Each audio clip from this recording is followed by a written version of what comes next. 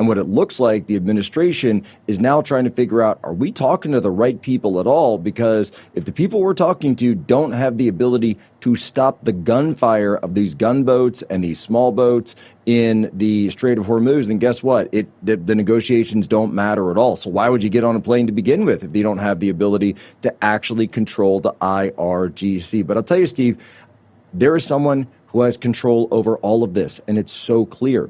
That someone is exactly who I asked President Trump about when I was at the White House last week, right outside the Oval Office, and that's Xi Jinping. This is all about the May 14th meeting in Beijing because, Steve, look, you got two forces at play here.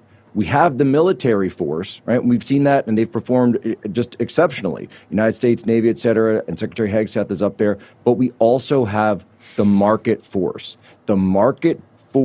of the entire world economy, which flows. Its key artery is the Strait of Hormuz. And where does that head? Predominantly from Iran to China. So that's why the blockade is President Trump's strongest card. That's why the naval blockade has been the best move in this situation, because it cuts them off from the revenue. It cuts the Chinese off from 15 to 20% of their oil supplies. And that's why they're the ones who are now going to have to come to the table. And then, of course, they're going to do it carefully. They're going to use their proxies in Pakistan. But ultimately, it gives the president leverage over not just the Iranian regime itself, but also China. And that's what all of these moves have been about from the start. When you go back to Venezuela, when you look at Cuba and the delegations that are meeting over there in Havana, and now you go to the meeting that's coming up with Xi Jinping, it's all about those leverage points.